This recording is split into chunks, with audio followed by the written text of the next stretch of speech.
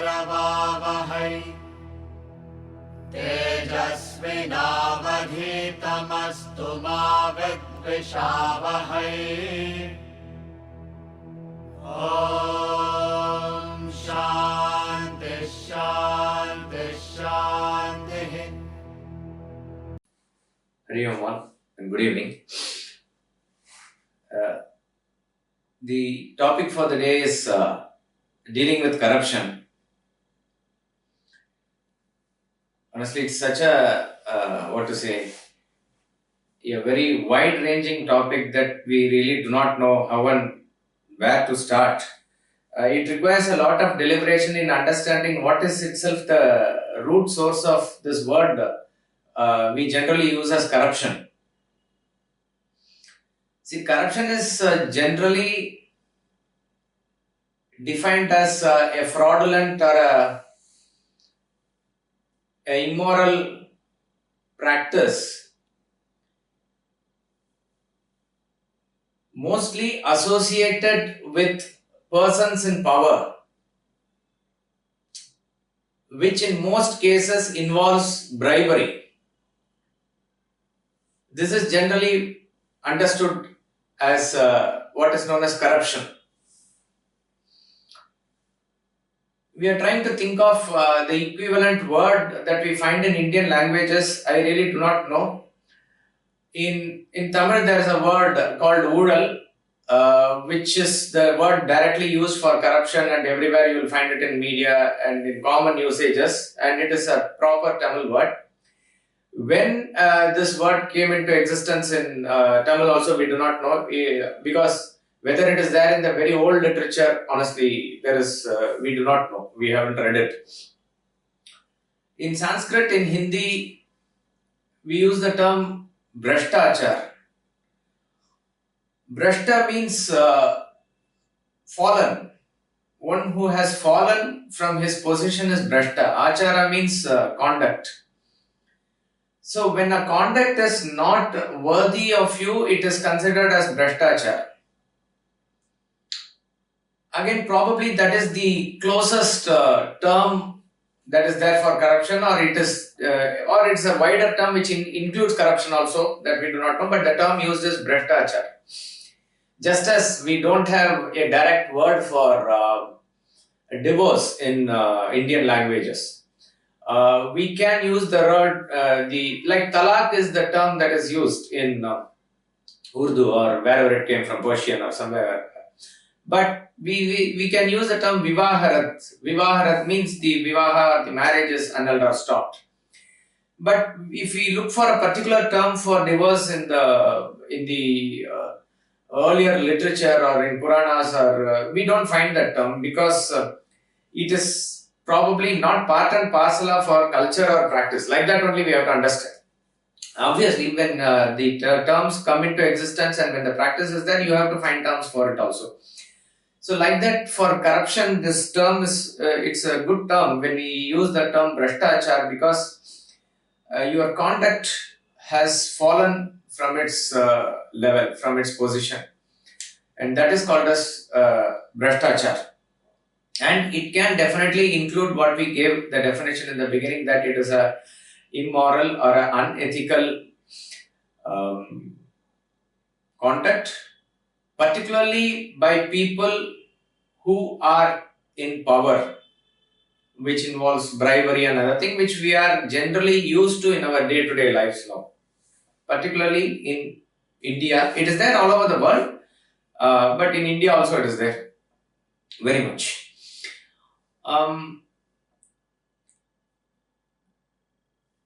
Before we go into even understanding what is the root cause of it, let us take some examples or case studies to get more clarity on what we understand or how we can define corruption. In the times of rule of, I think, Indira Gandhi, late 60s or 70s, there were certain taxation laws by applying on the citizens. In many cases, how it came to was that nearly 95 to 97% of your earning was like taxed by the government.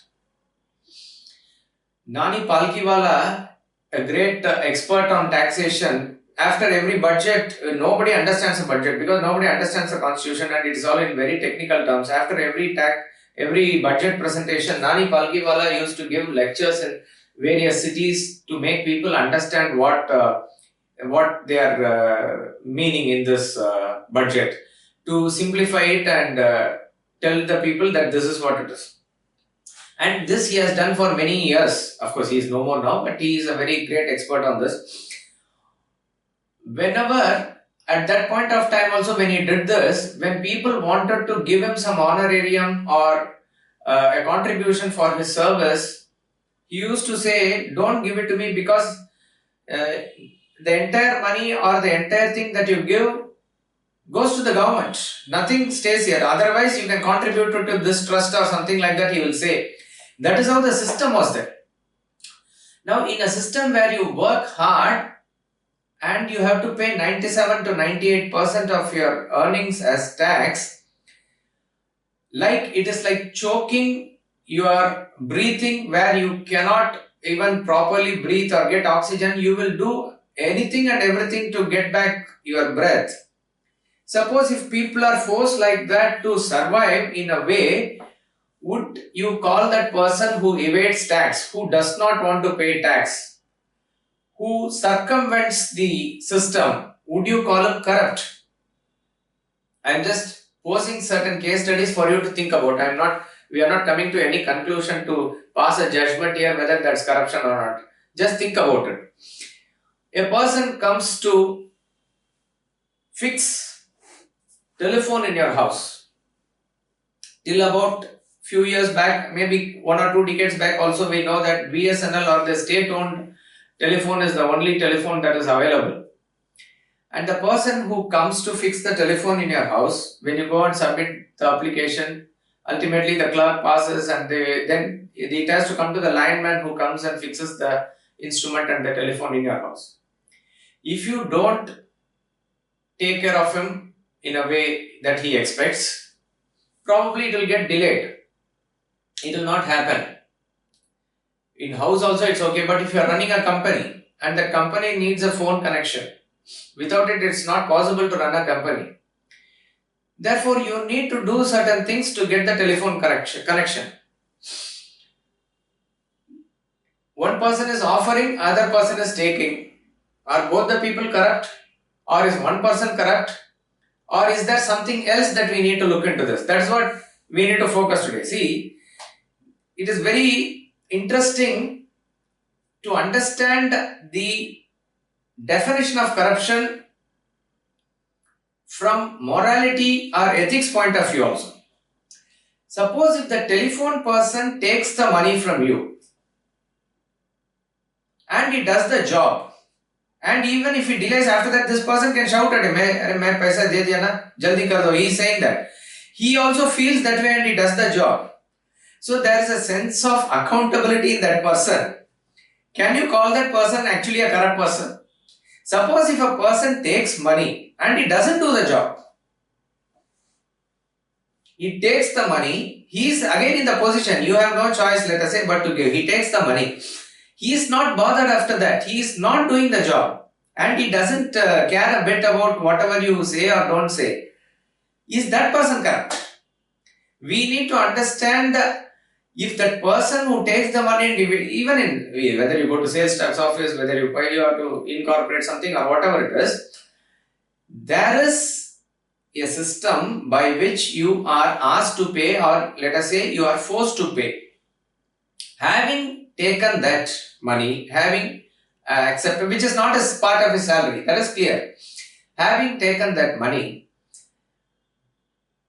is he feeling accountable to do the job from his inside? Therefore, what I am trying to say is there is some force within him which is saying that you have to do the job.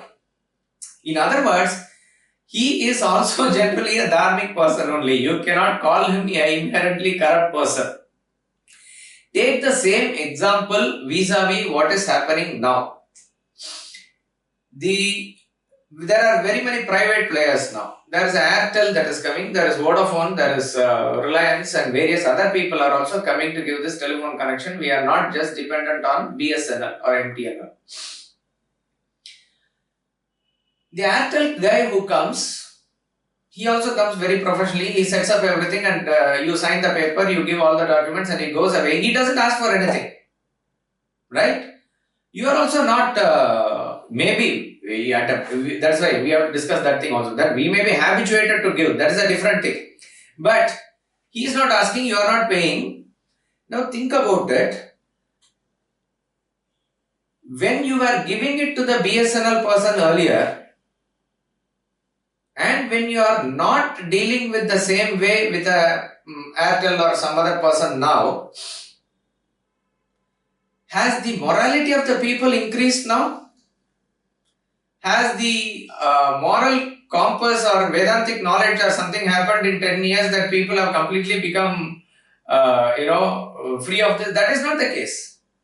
The people were generally good moral that time also. The people are generally good and moral now also.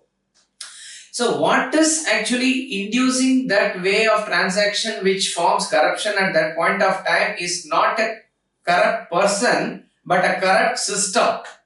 This is what we need to understand.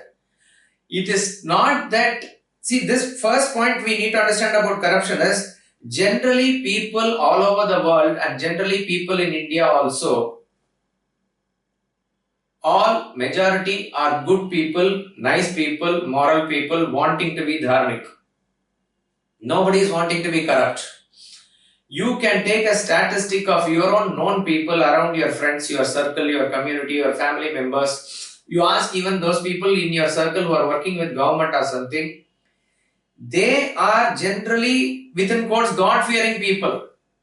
They are driven by their own conscience also. They are not people who want to evade tax and who want to be corrupt and who want to somehow get things done at all cost and kill others' business or anything, nothing like that. They are also wanting to generally follow the principle of live and let live.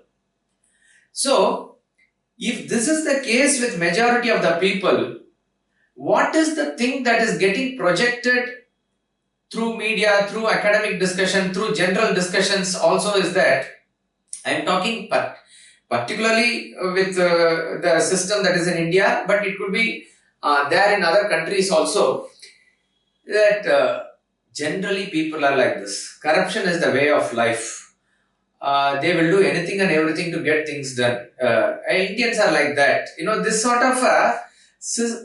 of a discourse is already there in the normal, in the normal course of understanding or academia. A person who goes to start a company in America, he has to do certain things online and submit certain things online. He is given immediately a check and given a particular number based on which he can open the bank account the very next day or maybe the next to next day. In 2 days everything is open, ease of starting business and ease of doing business, all these things they say. Now, a person who wants to do the same thing in India, okay, a very interesting case study was there. A person in Haryana was there. He belongs to the rural background. He is doing certain farming and other related business. Wonderfully he is doing. His turnover is more than 1 crore of rupees. And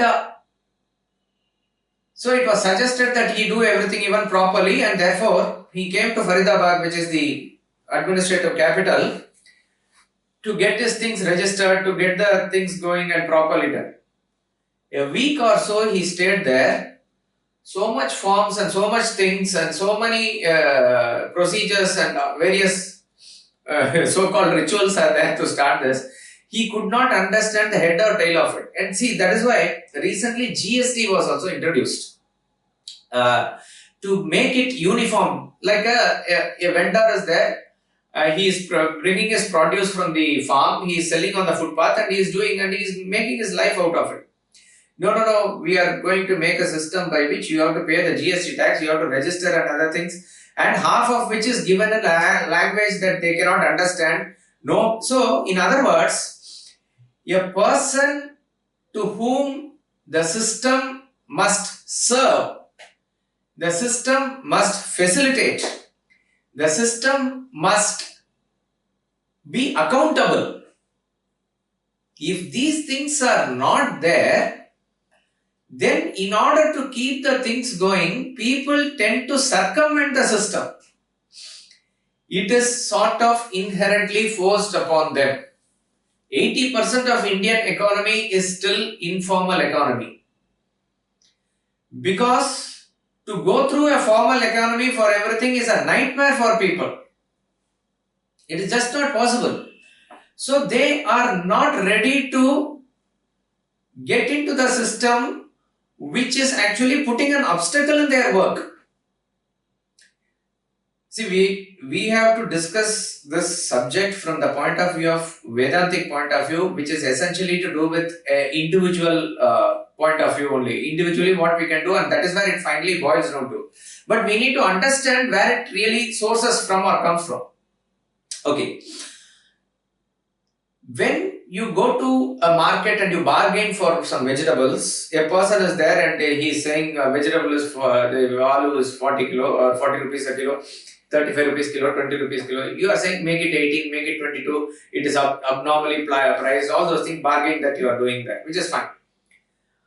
And then we say that person is, extremely, okay, if we use the word corrupt, or he is extremely cheating or extremely greedy or various terms that we use to say that he is not doing it properly. When a person is not doing it properly like this, okay, he can get an immediate gain out of it, okay. If a person is going to price it, or he is going to avoid something, or he is going to get immediately a benefit out of it. But there is a overall natural system by which this cannot go on for long. Even today, that is why in various countries, various powers, various corrupt system is also there. If it is not fixed in a way over a long period of time, there will be total anarchy, and even for the selfish reason of being people in power, it is not possible to continue like this. Say for example, let us take this thing. A person is selling samosa. This person has to make, let us say he makes 500 samosas in a day, and he uses the oil. Out of this 500 samosas, let us assume he makes 1000 rupees a day. I am talking about the net profit. 1000 rupees he makes. And this person, what he does is, he reuses the same oil the next day also. Okay, I do not know the cooking background, how long it will last. Let us assume he uses for the next day, up to 5 days he uses the same oil. Probably it is not good, let's assume that. There is another samosa person who is also making 500 samosas a day, but he makes sure that at the end of the day he disposes that oil off. And next day he uses the fresh oil only. In this process, his net profit is only 500 rupees in a day. That means half of the other person is only getting. Okay. Now, obviously, the first person, whether or not he consciously does it or unconsciously does it, he is doing it by way of which he is earning double the profit of the other person. Obviously, he is going to succeed further. From the external point of view, he is a more successful person.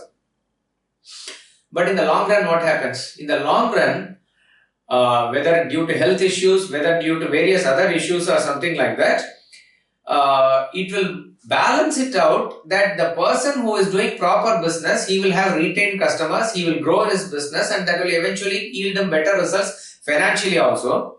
The other person, it may not be in the same case, so he is also forced to amend his ways. He will also be, he is also definitely must turn around and do proper hygienic oil and other things. He will also come back to it. So there is a force which is a natural force, which is a market force, which is an economy force. All this will follow a natural law, and therefore it is evened out. So what we are trying to say is there is always a natural law like this. Dynamic pricing, now that is there. If you are definitely wanting to fly, when you book the ticket and in desperation, if you are doing it in the last minute, the flight ticket can be 10,000 rupees instead of a normal 5,000 rupees. Do we attribute corruption or do we attribute greed or anything to these companies? Obviously, they are also doing it. You have no choice there. You have to book it and you have to go. If it was only one airline, if it was only one thing, whatever, you are completely dependent on them, it is like that. But now that is not the case. There are market forces. So even in this dynamic pricing, they cannot do anything. They cannot keep a price like 1 lakh rupees. They cannot. Because if they keep like that, eventually people will not come to that airline. So there is a market force, there is a way, there is a natural system. All that we are saying now is there is a natural system which always functions. You have to come back to that system sooner or later. Therefore, the laws that we make to govern people, the laws that we make to administer and form a moral code of conduct or ethics also must follow this natural system. There's a term, beautiful term in Sanskrit called as Rita. Even in a Shanti mantra of a Vedic invocation, it says Ritam Vadishyami, Satyam Vadishyami. In Mundaka Upanishad, it says Satyameva Jayate Nan-Ritam. Nan-Ritam means Na-Anritam. Anritam is opposite of Ritam. Anritam will never win, it says. Satyameva Jayate. Truth alone triumphs.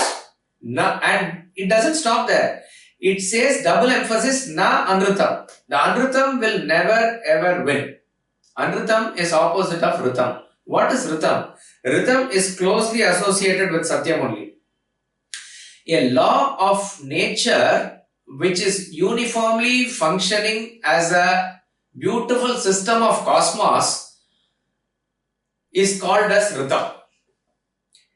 English ritam also interestingly has a corresponding meaning with this rhythm. Rhythm is a harmony. Rhythm is a meaning there is a harmonious existence in the cosmos. That is how it is designed. That winter and summer will be there. That sun and earth will be positioned in such way and it is going. Seasons will be there. Day and night will be there. Minerals and plants and that food cycle will be there. Everything follows a beautiful pattern, and this pattern naturally functioning in cosmos is called as Ritam. So eventually this natural law is going to supersede everything. This is called as Ritam. From this Ritam comes for a human being which is called as Rinam. Rinam means debt. If you are wanting to uphold this Ritam from your individual point of view, you have to understand that you are indebted to this rhythm because it is making a harmonious coexistence for you also to survive beautifully. Therefore, you make it a point in your life to repay back to the system as much as possible. This thought is called as Rina. That is why we say in that Hindu way of life is also based on this Rina, based on repayment of this Rina only. So, it is not to be understood in a negative way that everything is beautifully functioning to provide us, to give us everything. That awareness with which we are able to have that thought of repayment, that connection comes, and then when it comes, there is this Rinam that is there. So, you have Rinam to Devas, the gods, you have Rinam to ancestors, you have Rinam to Rishis, various sources, to Bhutas, to elements, to animals, to fellow human beings, each and everything. Therefore, if you make your life based on this Rinam, in a mode of repayment, without having a sense of guilt, oh, I must repay, without the sense of guilt, because this is a natural order, each and every creature does it, you also do it, consciously you do it, but without a sense of guilt when you do it, you are supposed to be following Dharma. One way of understanding Dharma is from this point, that there is a Ritam, and from Ritam comes this aspect of Rinam, from Rinam comes this aspect of Dharma. If we analyze carefully, all the creatures in the world are naturally following this Dharma. They are contributing much more than what they are taking from the universe unconsciously. That is the way an animal's life is designed. That's the way a plant's life is designed. Each and every small creature, like even a bee which is pollinating, which is a earthworm which is doing the help for the farmer, a cow or a goat or a buffalo, or every plant, how it gives oxygen to us, each and every, a crow which is, taking the garbage away from your backyard. Every part of the nature is designed in such a way that they follow nature. There is never a greed, never overdoing something. See, a tiger will kill and eat, that is its dharma. But a tiger will not kill for fun. When it is hungry, it will go kill and eat. A lion will do like that. A cow will eat grass, it will, and therefore it is not destroying plants or something like that. And if any creature by any system is trying to dominate, the nature balances itself. There will be a bacteria or something that will give a disease and that will bring that population under control, like that it is. So a natural system like this is functioning. We have to first open our eyes to understand this beautiful cosmos functioning called as Rita. Now, what happens when it comes to a human being? Only a human being is provided with a conscious choice of action. This choice of action is not there for other creatures. A cow need not think and execute its action in terms of what it should eat or how it should conduct its life. You cannot ask an animal, what is your future plan in life? What do you intend to do in life? All those things is not applicable for them. Their basic instincts of eating, mating, and other things like sleeping, various things that are going on, that's about all. In that process, they are part and parcel of the nature. A human being alone, who is now evolving into a higher creature, two forces simultaneously operate within him. One is that all creatures have that individuality, human also has that individuality or ego, but that this ego in now, which is a conscious entity in him, it starts to assert itself as an independent entity and tries to boost it beyond what its natural value should be.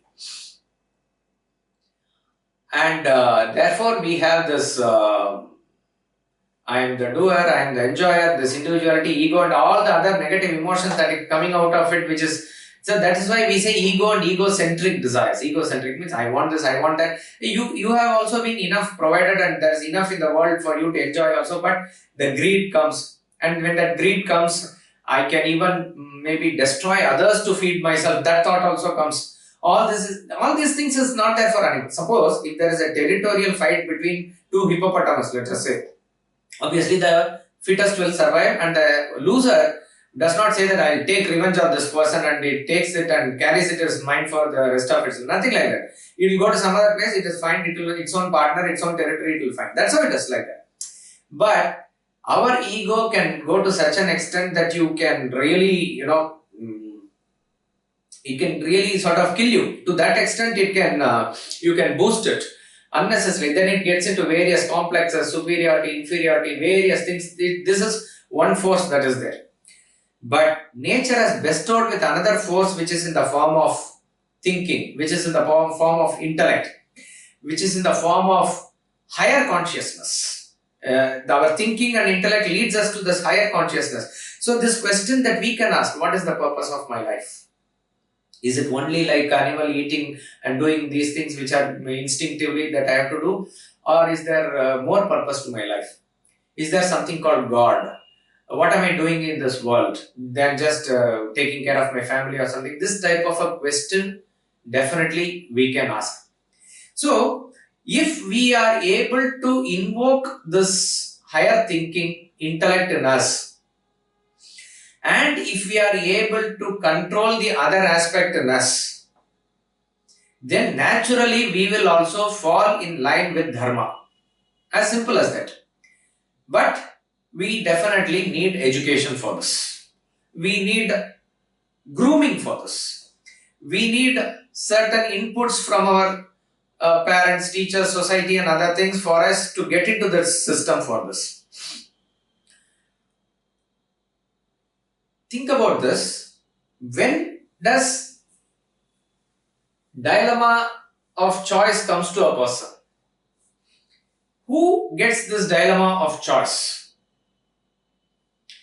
dilemma of choice in the case of Mahabharata also, dilemma of choice mostly comes to Yudhishthira, to Bhishma, it comes. So much dilemma of choice doesn't come to Duryodhana. It doesn't come.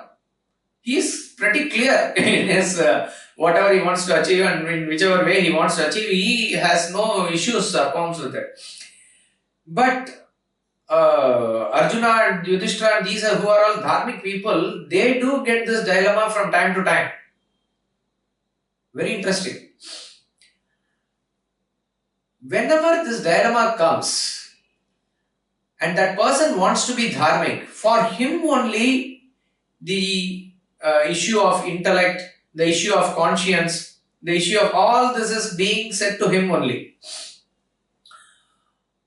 In Kalidasa's Shakuntala,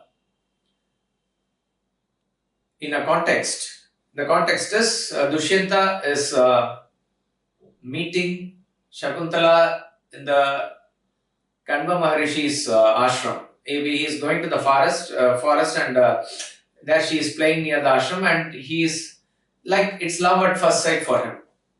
And Shakuntala also is definitely feeling that way for Dushyanta. But Dushyanta is also a dharmic king. He is not a person who just because he is in the position of king, he will do anything and everything like that. He is thinking for himself as to why it is that my mind is going like this. Here is a lady who is apparently with a dress and other thing, who is like a Rishi Kumari, who is in that ashram. I being a king, why does my mind fall for this girl? He is thinking. Of course, it is later he is exonerated also. She is definitely the king of, she is the daughter of Vishwamitra when he was like a Raja Rishi at that point of time. Yeah, and that's how the story goes. But that's not the point here. Therefore, there the Kalidasa says ultimately they also do the Gandharva Vivaha or the marriage which by mutual consent that they do, which is allowed for a king also, after he is clear with his conscience. Now, there Kalidasa is trying to say when and how we can consult our conscience. What is this conscience? See, we are not deviating away from the main topic because remember this. If a person is conscientiously doing his job, if a person is applying conscience in every activity that he does, will there be any chance of any corruption anywhere?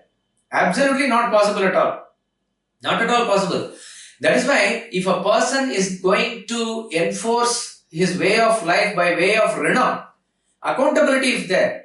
If every office, every person is accountable for the job that he is doing, where is the question of corruption? There is only question of pride involved in doing your job properly. When that pride is involved and you are executing your job in the proper way, how can there be even question of any corruption at all? So all this even boils down to your conscientious way of doing things, which involves obviously your intellect, your conviction, your conscience, everything. There Kalidasa says, whenever there is a dilemma of choice, what is the hierarchy that you must follow to understand what is right or wrong? As I say again, right or wrong comes to a dilemma, comes to a person who wants to be right, who wants to be dharmic. And that is how most people are. Be clear about it. Majority of the people in the world are righteous, are dharmic. In most of the times, most of the places, it is like that only. So he says, the ultimate authority is the Shastras, the Vedas. The Vedas are the ultimate authority. Veda is the source of all Shastras. Verse 24, I think, or 22, chapter 16, Bhagavad Gita, Lord Krishna also says, Tasmat Shastram Pramanante Karya Karya Vyavasthitam. Gita itself is a Shastra where Krishna is saying, Tasmat Shastram Pramanante Karya Karya Vyavasthitam. In order to understand what is to be done or not to be done, Karya or Akarya, Shastra is the Praman. Veda is the set of the entire laws. The entire laws meant for humanity, which is universal in its nature. But just like any other law, as of now, we cannot approach it directly, we cannot understand it. It is written and in a way that probably only experts can understand it, right? Even in the modern days, constitution and other things, how many have read and how many can understand? It's impossible. Therefore, next level comes the smritis. Smritis are nothing but, if you say Shruti are the laws, Smriti is the interpretation of the law. Interpretation of the law is Smriti, and interpretation also, who does? Not anybody and everybody can do it. A person who is deeply immersed in it, who understands the total context, who is able to have the overall picture of what it is saying, only he can apply that law and enforce it and make it into a code which may be applicable for a particular period, particular time, particular place, particular set of people at a geographical place. All this forms a Smriti. So Manusmriti is a wonderful Smriti. Yajnavalkya Smriti. Various Smritis are there from time to time, and these Smritis are written by rishis, by great people like Manu, like that it is. So Smriti is nothing but, it is Shruti only, but it is taken and applied and written in a way which is understandable, based on which rule of law can be understood and implemented. If Shruti and Smriti are not available for you for some reason, then what you must do? You must consult the various other itihasas and Puranas which are bound there, which are also in line of the Shruti. Ramayana is following Shruti, Mahabharata is following Shruti, all the Puranas are also following the Shruti only. They are explaining it in a way that each and every common person can also understand, in the story form. Therefore, whatever situation that you go through, in some form or the other, various other characters in that Puranas also go through. You are able to then compare them with your thing. What have they done? How have they conducted? What is the solution that they have got? How have they clarified this doubt? Yudhishthira talks to Narada, Yudhishthira talks to Bhishma, Yudhishthira talks to Vidura. Various places, various contexts, whether a person can kill his own brother, whether a person can reclaim his property, at any cost can he avoid war, and what is it that if a state is going to impose extreme taxes, certain things are given in a positive way, certain things are given in a negative way, that you should not do it also. Okay, in the same way, I think Bahuka is a person who is advisor of Kamsa, I think, and he is giving certain rules and regulations that Kamsa must follow, by which Kamsa can have a total grip over the country and the people, because Kamsa usurped his father and got the kingdom in a very wrong way. So when he is not selected, elected and duly coronated properly, there will be always a chance of rebellion and other thing from the people. But how to keep it there? Various methods Bahuka is saying also. So certain things that should not be done also we learn from here. Certain things that should be done also we learn from here. So there is a big corpus that is available, particularly for us in this country, because other countries definitely also have their own epics and we should respect it. But honestly, we do not know if Iliad or Homer and other epics of Greece can give as much as a direction for people to live even in 20th or 21st century as much as Ramayana and Mahabharata is giving. We really do not know. So, to follow the episodes and the characters and their conversations that are there in the Itihasa and Purana.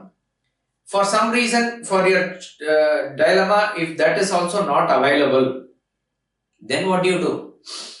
At the fourth stage, he says, so Shruti, Smriti, then this thing, you go and consult your own guru or your own highly disciplined and high level people, could be your family member also, somebody who is more matured, more wise, who is well versed with these things also, definitely. See, all these intellect-driven, wise people are also, they have not got their wisdom just by their own original thinking, not doing. All of them are practiced, read through, lived in a system which is authoritative of all these things only. So you go and consult them, they will be able to guide you properly. If all these things are not available for you, as a last resort, he says, keep quiet, because you have been trying to be dharmic and you have tried to source everything. If it is not there, consult your own conscience. Your conscience will not go wrong. It is a voice that will point out to the right direction. So therefore, if a person is going to go by his conscience, he is not going to be corrupt for sure. Now, the question arises, how is our conscience programmed? How it is designed? Even here in this case that we discussed about in what Kalidasa says, he is talking about the conscience of a sattvic person. At least, even whatever type of person you are, at least when your sattvic state of mind is available, only then the conscience will direct you properly. If you are in an extremely rajasic state and when so much of passions is there, or you are in a dull and ignorant state where your mind is not capable of thinking and other things, there is no question of conscience at that point of time at all. And whatever your inner voice or anything, something tells me, all those things when you say, when your state of mind is like that, it cannot be called as conscience. Again, take a case study now. Suppose, if a person, as we said, what in a way, what is dharma? In one way, we can define it as also, we talked about Rita, Rina and the implementation of which is dharma. Dharma in a simple way is, you do something to others what you expect others to do to you. This in a simple way can be understood as properly living a life of dharma. You expect others not to hurt you, you also don't hurt others. You expect others to speak truth to you, you also speak truth. You expect others not to cheat, you also don't cheat. This is dharma. So in other words, properly living and letting others live in a way that it should be done properly, that essentially constitutes dharma. Okay. If a person is able to see the pain in others, he feels the pain and he decides that I must also not inflict pain on others as much as possible, he is being dharmic actually. We are not again talking about morality or ethics of a particular action here. A person can eat veg or non-veg, that is different. Okay.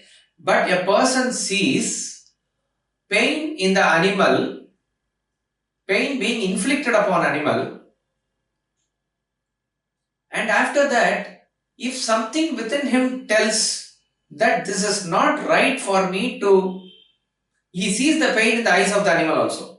That's why Leo Tolstoy is not a Hindu or Indian or anything. Obviously, he is also, he has come in contact with Swami Vivekananda's works. That apart, Leo Tolstoy talks about vegetarianism. He says, I think it is him only, he says, if the slaughterhouses had all glass doors, then nobody will be eating meat. Something like that he says. Something to that effect he says. So, whether or not a person reads Bhagavad Gita or anything like that, whether he is from India or abroad or anything like that, we see that there is a reaction that is there created in a person which is natural when he is able to, when all other things are remaining same, when there is a pain in others, he is able to feel that pain also for himself, like that it happens. So therefore, at that point of time, everybody wants to be dharmic. Okay. Now let us assume that from a childhood, a person is being brought up in an environment by a set of people, by his family, by his community people, who is, let us say, into hunting, into fishing. All that is also fine. That is part and parcel of their lifestyle, which is okay. Per se, nothing wrong with it. But for illegal trade of this thing or something, they are skinning the seal alive, making it go through extreme torture. If anybody has not seen, I would recommend that you see at least once this video called Earthlings. Horrible to see. You cannot sit through even for 5 minutes, but it's a 1 hour video. How the animals are treated in every aspect by humans, whether it is for food, whether it is for milking, whether it is for their leather, for the entertainment purpose like circus and pets, and medical purposes. In each and every way, each and every creature is treated in a way that you have to see it to believe it. Unimaginable torture is being done. Suppose if those things are being done and the children are there, when a seal is skinned alive, a snake is skinned alive, a cow is going through extreme torture for the production of milk, and the pigs and other things that are screaming there. Children of those people who are doing there are also standing next to them and watching all these things. Nothing really sort of seem to happen to them internally. We don't see it in their faces also. This child, let us say, grows in an environment like this, and he also undertakes such a thing, that he becomes, and he is also has no issues in torturing an animal or something like that. Can we even discuss conscience with reference to such a person? Can you say that his conscience is clear? We cannot. Obviously we cannot. Same thing I am trying to expand it to analyze with reference to a very important subject which we cannot turn our eye away from, which is religion. A person is growing, and right from childhood he is put certain ideas in his mind. Let us say you can treat a woman like a chattel. They are meant only to serve you, you have every right over them. Let's say you can beat them. A man can marry 4 times. A woman has to be under the control of the man, like that it is. And a person, when he is growing with, let's say the system, and he is genuinely following, he is not really wanting to be dharmic, adharmic, good, bad, that's not the case. The point is, he is brought in a system where he is taught this is the right thing, this is the way of life. Not only the man, the woman also accepts the same thing and proceeds her life in such a way. And if that same system is going to say, you can subjugate others who are not conforming to your way of worship. You can kill them, or you can take tax from them. You can break their ways, idols and murtis, like that. If most of the rulers who did all these things, be very clear about this, they were doing it as a religious and a sacred duty. And we have to appreciate, at least they were straightforward in that. In one way they are straightforward in that this is what it is. The more I kill a kafir, the more I am able to do certain things, I am promised a Jannat or something like that. So here is where we need to understand how the dilemma in that person works. Whether he will get a dilemma at all. If a person gets a dilemma, he invariably has to have an authority or a sanction from somewhere or the other to get his conscience clear. Argument's sake, if you are lusty, you have an affair beyond your marriage,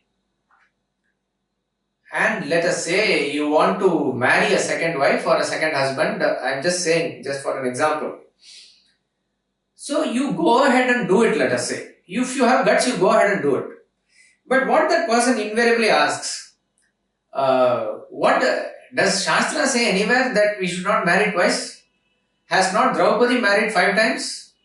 Has not Dasharatha married 3 times or more than that? Krishna is also like that. So why should I not marry?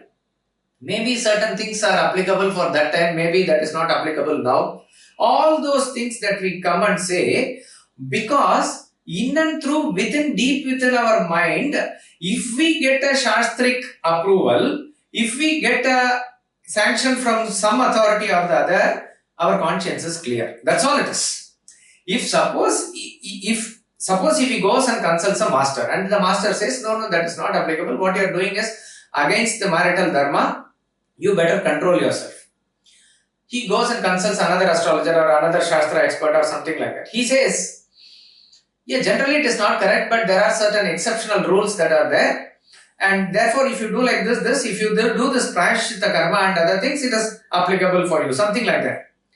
The moment he is able to get some sort of validity for his own action, he gets a relief in his mind actually. He gets a relief in his mind and therefore he goes ahead and does it. But in and through, what he wants is, Even inwardly something is pricking in him also. If that is to be overpowered by certain scriptural injunctions, he is okay with it. If you are able to understand this, you will be able to directly relate it to corruption. Sir, if a person does not want to pay a bribe, if a person does not want to be corrupt, and another person says it is okay because you cannot do this without evading tax, otherwise you will be left behind and other things, okay? You ask anybody in the society, they are also doing it.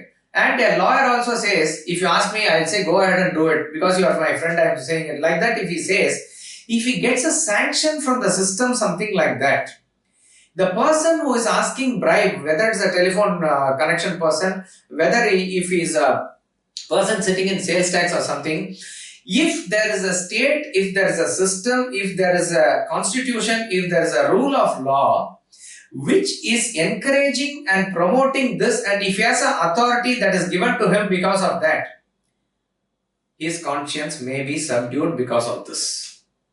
And when everybody is doing that in a way, he doesn't feel that way. So, in Chennai, compared to 80s and other things, later there is much more water scarcity, right? Everybody knows that due to excessive urbanization, closing of lakes and cutting trees and various things that we have done to get this curse upon us. So the wells are dry. So therefore what you do, you dig a bore well which is 500 feet or something like that. Okay? Now this bore well it will draw water very easily from the deep recesses of earth. But even study of 40-50 years has shown wherever borewell is put in deep inside and water is drawn out very fast, that area is soon to turn into desert sooner or later. Like that it is. If you do not compensate with other river waters and other afforestation and other things that you do. Therefore, borewell, if it is done also, it is one in a big hectare of field or something like that. But each and every house, if it is going to have borewell, sooner or later their water table will go below that level also, right? Now, if everybody is going to do borewell and you only are not going to do borewell, how are you going to survive? You have built a house, you are going to be there. So what you do? You also dig that borewell. You have to do it. Exactly like that. If a person in the power, in the system, he is taking money at his level, each and everybody is following that system in that way. When you are part of that system, you are bound to go by that pressure of that rule will actually come upon you. Therefore, all this conscience and other things will not apply for that person. It will not, and you cannot blame that person. The person inherently wants to be dharmic, but that is why we started with the class with the discussion whether it is the person that is corrupt or whether there is a system that is corrupt. Now come back to the example that we were giving. So if a person is being told that to subjugate kafirs is okay, to kill kafirs is okay, and he is going by that, okay, he is sincerely going by that, and in this process, what is happening for him? He is having all the enjoyments in the world, okay, and he has no problem of conscience also. If such a combination is given, why will anybody want to lose that power? That is what you need to understand. According to the Hindu Dharma, what we are told, you go by the Shastras, you go by Dharma, ultimately your conscience, if it pricks you, you know that it is wrong. But if there is a scriptural injunction, if there is a constitution, if there is an authority, if there is a power which is giving you a go ahead and okay for all the perks that you are getting because you are in that position of power. Here also, think about it. Who are these people who are getting this corruption? Those who are at the level of the religious leaders, those who are at the level of the authority, whether it is the person who is controlling the church or the father, or how they are able to get away with certain, it could be any guru also. I am just saying, the moment a person is bestowed with certain power and he is considered an authority, and that authority comes from a scriptural injunction, then obviously he tends to be a brashtachar. He tends to be a corrupt person. Inherently, all the followers may be generally good. Generally, I am saying, generally. We are not talking about specific individual cases. It varies from person to person. But by and large, the society, by and large, the families, by and large, the individuals wants to be there. But since we follow a hierarchy, we talked about in Kalidas also, there is a hierarchy, there is a system. Everybody looks about a system, a constitution, a book, a guru, somebody who says, if he says a go ahead, you are ready to follow it. So therefore, if that system is not proper, if that book is not proper, if that guru is not proper, then there is going to be a widespread corruption because they are influencing so many people. This is exactly the point that we need to understand with reference to the source. As far as India is concerned, there is a difference we always say between a Rashtra and a Rajya, a nation and a state. A nation is its people, it has life, it has a continuous a life, it has a jiva. On the other hand, state is a effective machinery administrative system which has a geographical boundary which is set by the rules and regulations which has to govern, etc. Okay, we have come to the close of today's session, so I'll leave you with certain thoughts to think about. We have to continue on this. Therefore, if you understand that there has to be a system, there has to be a power has to be there to enforce this law or a discipline. Imagine, it is said in Satya Yuga, Krita Yuga, where people were extremely good, extremely dharmic. There is probably no requirement for a king also. Why is a king required? Why is a state required? Why is a machinery required? It is required to enforce dharma. And when will you want to enforce dharma? Enforcing dharma comes when people tend to go away from dharma. When people do not want to deviate away from dharma, and by and large every person is living according to dharma, what is the requirement for even a state? That is a very utopian society, very high level society. Maybe whichever yuga it was there, it was very good. Even to think about it and get inspired is good. And then comes a system where there has to be a way by which this dharma is enforced. And that is where Rajya Dharma is very, very important, they say, because there are certain dharmas which are common to all, which is called as Samanya Dharma. Samanya Dharma means it is applicable to all humans, irrespective of whether you are a man or a woman, whether you are an Indian or American, whether you are a Brahmin or a Kshatriya, whether you are a, everything, caste, any religion. As let's say speaking truth is a dharma. Can you say only Hindus should speak truth, not Muslims? Not like that. Everybody should speak truth. Man should only speak, not woman. Like that? No. Everybody should speak truth. Child need not speak truth, only adult. Nothing like that. Everybody should speak truth. Everybody should follow ahimsa, respecting of elders. All these things I am just saying as examples of what is known as common dharma. This is called as Samanya Dharma. Then certain things are called as Vishesha Dharma. Vishesha Dharma means special dharmas.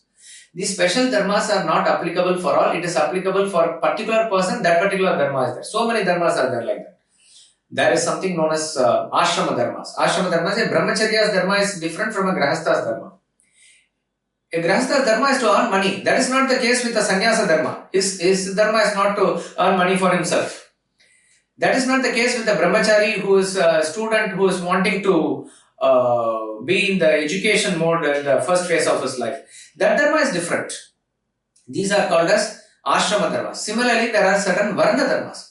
Varna Dharmas means according to your it is translated as caste in English, but it's not caste. Varna, let's keep it as Varna. Whether according to your gunas, what a Brahmin should do is according to his dharma. What a Kshatriya should do is according to... Kshatriya should fight and protect. He is not causing a violence there. It is for the sake of protection of the society he does that. He is supposed to do it.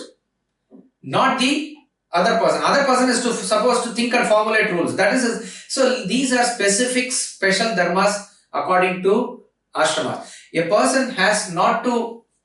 If he lends money, he has to make sure that interest comes to him. This is a Vaishya Dharma. He should not compromise on that. Otherwise, the structure of the economy will be defeated. Like that it is. So, these are specific for them. Similarly, there are dharmas which are meant for Stri Dharma, which is for a woman, which is for a man.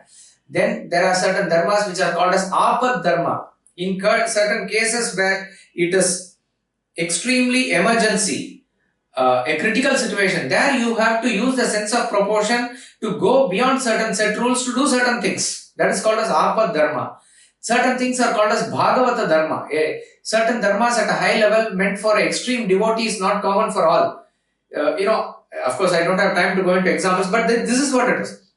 Then there is a Prayashchitta Dharma. Like this, there are various things are there. Now, what all the Smriti people who write are saying that all the dharmas can be maintained properly only if the Rajya Dharma is maintained properly. Rajya Dharma is the important dharma or the umbrella under which every dharma can be maintained.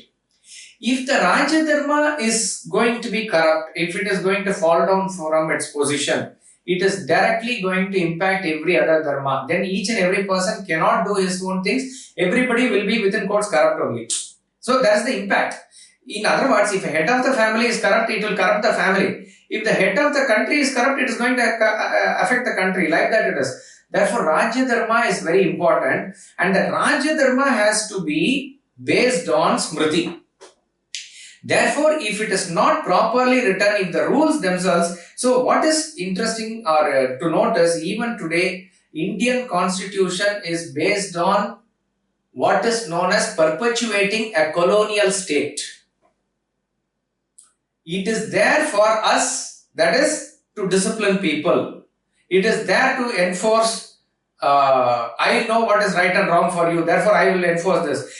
Absolute centralization of power when it is there, absolute accountability then when it is not there, it is going to give a system which is corrupt. And this needs a little more deliberation. We will continue in the next class. Okay, if there are any questions up to the point that we have discussed, you can unmute on us. Here is a question. Sudhakar Kabra says, present day systems are made by people who do not know their subject and have not heard of Smritis. Aren't they bound to corrupt the system or create a wrong system? Then how does rhythm take over? Correct. This is exactly what we were saying. The Indian constitution, if you go by the history of it, it is written by people who are unconnected with India, first of all. It is based on a system which was there in an island called Britain, and the constitution was written by them so that their rule over India can be perpetuated. That is why they want extreme power in their hands, which is quite natural to understand. Even before independence, Jawaharlal Nehru made a statement that it is something which is self-defeating for Indians to go by the system of constitution which is passed in British Parliament.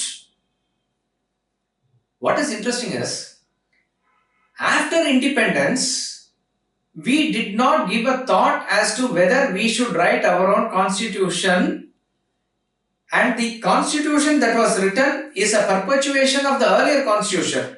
Okay, not only that, there was never a ratification by the Indian Parliament that we approve of this. In other words, the consensus and the way of life of general common person in India is not taken into consideration while formulating this law at all.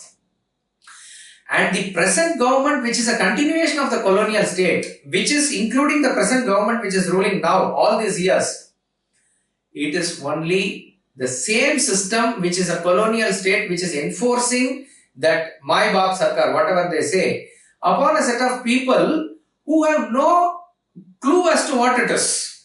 That is why they are not wanting to cooperate with the system itself.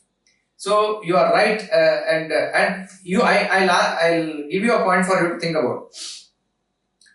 When America was colonized and the native population was wiped out, it is the same white population that has populated there now. American constitution is one of the good constitutions. American systems and institutions are one of the best. In fact, their system of decentralization is much better than what we can think of in India at present. But the earlier Indian system was not like that at all. Maybe we'll talk about it later. But think about this. It is the same set of people who wrote that constitution also. It is the same set of people who wrote our constitution also in general. The idea we derived from there. But why it is working there better and not working here? That we need to think about. The simple answer to that is that there they made that constitution for themselves. Here they made the constitution for them to rule us. And once you are in power and you have tasted rule because of this, why would you want to change or alter the system when it is giving you more and more perks and benefits? Why would any bureaucrat or any person and the politician, whether it is a court, whether it is a police station, why would they want to give that power away when they are enjoying so much out of it? So the question is, who will bell the cat? It is not that they are going to, it is a lot of awareness that needs to come into our mind also. But we will discuss as to what does Vedanta say from individual perspective, what we can do. How we can do to survive, not just survive, do our own things and get our things working so that we are able to achieve our goal. We will continue in the next class. No promotion.